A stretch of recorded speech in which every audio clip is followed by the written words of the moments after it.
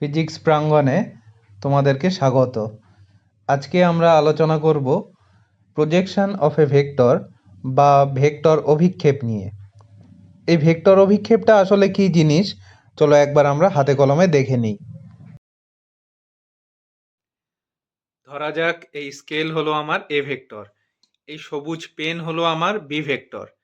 এখন এ ভেক্টরের লম্ব দিক থেকে একটা আলো যদি বি ভেক্টরের উপরে আমি ফেলি, তাহলে বি ভেক্টরের একটা ছায়া এ ভেক্টরের উপরে এসে পড়বে। এই যে ছায়ার দৈর্ঘ্য, এটাই হলো প্রজেকশন। এখন এ ও বি এই দুটো ভেক্টরের মধ্যবর্তী কোণ যত কমানো হবে, তত প্রজেকশনের দৈর্ঘ্য তত বাড়তে থাকবে। যত এই দুটোর মধ্যে কোণ বাড়ানো হবে, তত প্রজেকশনের দৈর্ঘ্যটা তত কমতে থাকবে। তোমরা ভেবে আমাকে বলবে এ ও বি এর মধ্যবর্তী কোণ কত হওয়ার জন্য বি এর প্রজেকশন এর উপরে সেটা শূন্য হবে। চলো এবার আমরা দেখি যে এই প্রজেকশন বা লেন্থ অফ শ্যাডো এটা কিভাবে বার করা হয়। এখন প্রজেকশনের দৈর্ঘ্য আমরা বার করার জন্য আমরা এদিকে একটা ভেক্টর ধরে নিলাম, এটা হলো আমার এ ভেক্টর। এদিকে আরেকটা ভেক্টর আমরা ধরে নিলাম, এটা হলো আমার বি ভেক্টর। এখন বি ভেক্টরের প্রজেকশন আমরা এ ভেক্টরের দিকে বার করতে চাইছি। এটা করার জন্য আমরা বি থেকে এর উপরে একটা পারপেন্ডিকুলার আমরা ড্র করব। করলে এই যে লেন্থ আমরা পাবো, এই লেন্থটাকেই আমরা বলবো প্রজেকশন অফ আ ভেক্টর বা ভেক্টরের অভিক্ষেপ।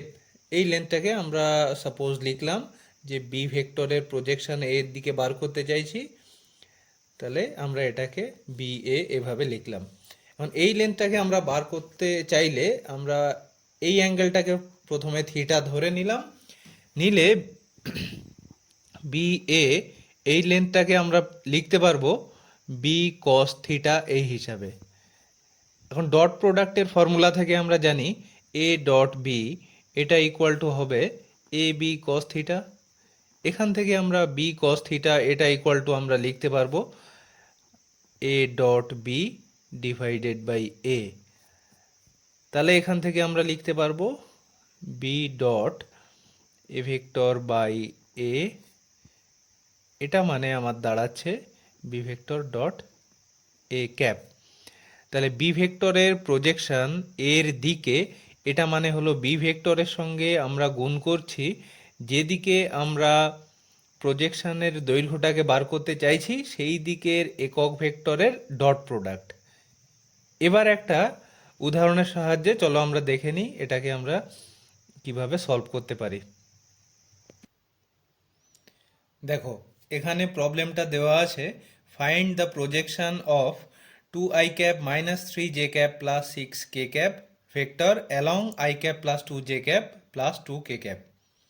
তাহলে এখানে প্রথমে আমরা যে ভেক্টরের প্রজেকশন বার করতে হবে, সেই ভেক্টরটাকে আমরা বি ভেক্টর দিয়ে লিখলাম। বি ভেক্টর ইকুয়াল টু হলো 2i cap minus 3j cap plus 6k cap. যে দিকে আমার প্রজেকশনের দৈর্ঘ্যটা বার করতে হবে আমরা সেটাকে এ ভেক্টর দিয়ে লিখলাম, সেটা হলো আমার I cap plus 2j cap plus 2k cap. তাহলে এখানে বি এর প্রজেকশন এর দিকে এটা বার করার জন্য আমরা যে ফর্মুলা আগে আমরা লিখে রেখেছি আমরা সেটাই অ্যাপ্লাই করব, সেটা হলো B vector dot A cap. এটা মানে তাহলে আমার হয়ে গেল 2i cap minus 3j cap plus 6k cap dot A cap, মানে এ ভেক্টরের দিকের একক ভেক্টর, এটা মানে হলো i cap plus 2j cap plus 2k cap divided by A ভেক্টরের মান। এ ভেক্টরের মান আমরা বার করতে পারবো, এটা হলো 1 স্কোয়ার, এদের কোফিসিয়েন্টের স্কোয়ার করে সেটা হলো 1 square plus 2 square plus 2 square. তাহলে এখানে হয়ে গেল 2i cap minus 3j cap plus 6k cap dot, এটা হয়ে যাবে রুট আন্ডার অফ 9, তার মানে হয়ে যাবে 1/3। এটা হয়ে গেল i cap plus 2j cap plus 2k cap. তাহলে এটা আমার আলটিমেটলি হয়ে যাবে 1/3।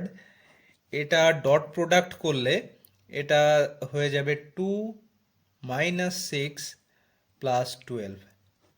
এটা করলে আমার শেষ পর্যন্ত চলে আসবে 8/3 ইউনিট। তাহলে এভাবে আমরা কোনো একটা ভেক্টরের অভিক্ষেপ অন্য আর একটা ভেক্টরের দিকে সেটা আমরা বার করে ফেলতে পারবো। Thank you.